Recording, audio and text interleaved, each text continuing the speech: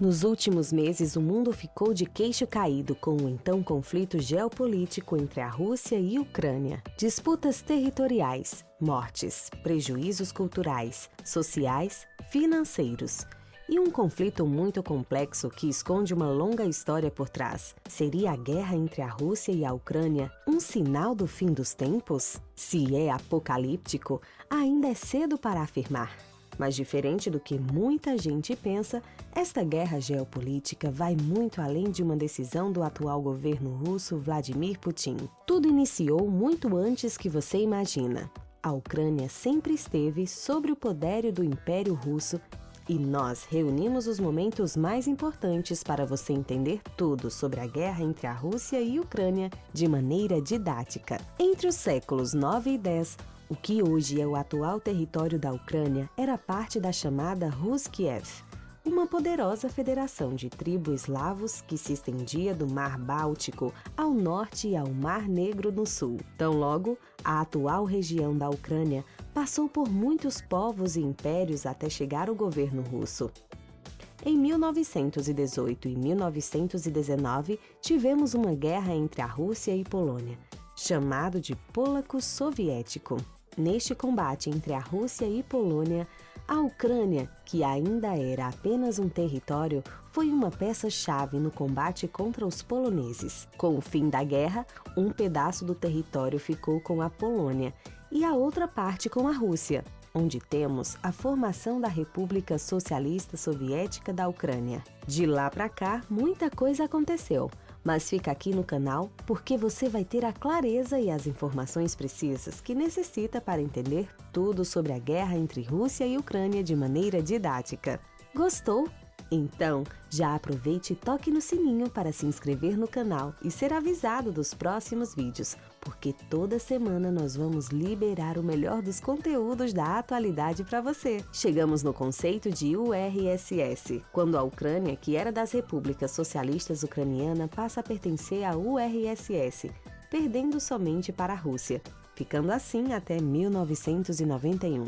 Perceba que depois da Rússia, a Ucrânia é um território estratégico e muito importante para o governo russo se estabelecer como a chamada Mãe Russa. Com o fim da Guerra Fria e o colapso da URSS, a Ucrânia, que embora sempre esteve junto com a Rússia, já tinha suas características próprias. Se declara independente com outros países como a Lituânia, a Estônia, Letônia. É a primeira vez em séculos que a Ucrânia e a Rússia estavam separadas. Começa-se então a criação de uma identidade nacional ucraniana. Enquanto que a Rússia passa por um tempo de enfraquecimento político, perda de poder e dificuldades econômicas. Quem liderava o país na época era Boris Yeltsin, um presidente que era alcoólatra, surgindo em várias aparições públicas bêbado e passando vexame. De um lado, vemos a Rússia em pedaços tentando se reerguer e lutando pelo seu espaço com um governo fraco, e do outro, vemos uma Ucrânia se fortalecendo e se interessando pela União Europeia. Assim, já dava para perceber que as relações entre Ucrânia e Rússia nunca foram tão estreitas. Sempre foi uma relação geopolítica pisada em ovos. Durante este período de Guerra Fria que durou 42 anos, os Estados Unidos criou a OTAN para amparar e apoiar as bases militares capitalistas que defenderam o capitalismo no período da URSS e EUA. Tão logo aconteceu o fim da URSS. O poder russo enfraqueceu no leste europeu, mas por outro lado, a OTAN estava de vento em popa no território do inimigo, antigo URSS. Aberta para receber novos membros, vários países que eram capitalistas se tornaram membros, fortalecendo o poder dos Estados Unidos em território que antes era dominado pela Rússia. Mas não foi só isso. Nesta época, as repúblicas independentes, Lituânia, a Estônia, a Letônia, se aliaram à OTAN e a Ucrânia demonstrou interesse em fazer da parte. O que não agradou em nada o governo russo, pois se sentiu invadido e perdendo território para o leste europeu.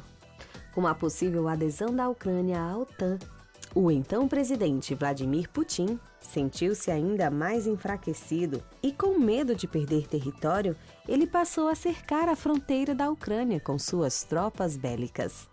Não foi um outro soldado. O governo russo mobilizou cerca de mais de 100 mil soldados, dizendo que era só um teste e sem pretensão de invadir território. Só que o que parecia intencional por parte do Vladimir Putin se transformou em um aviso que se estendeu por alguns meses, quando a Rússia ratificou a Crimeia como parte do território russo entre 2013 e 2014. A Ucrânia, insatisfeita com esta desintegração da Crimeia e a adesão ao governo russo, começou a se aliar ainda mais à União Europeia, posteriormente à OTAN, o que deixou Putin preocupado com esta negociação. Explicando didaticamente, para a Rússia, a Crimeia é um dos pontos estratégicos importantes porque ela dá entrada ao Mar Negro e Mar Mediterrâneo, com uma proximidade aos países bálticos. E essa proximidade acaba por ser vantajosa e lucrativa para a Rússia, que passa a manter o seu poder na sua região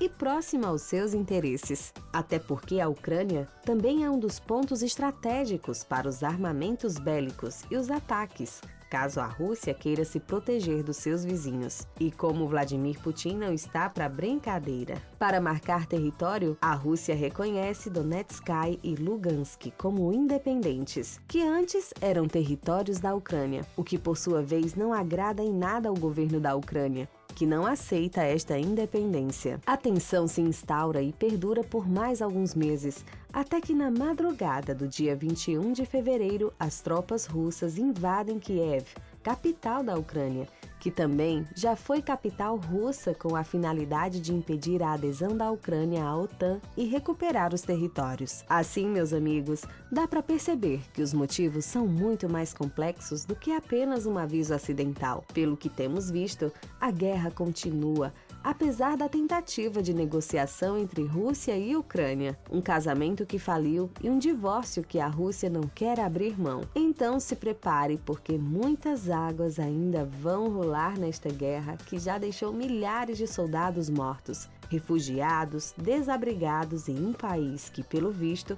está tendo as raízes culturais e socioeconômicas atingidas sem precedentes.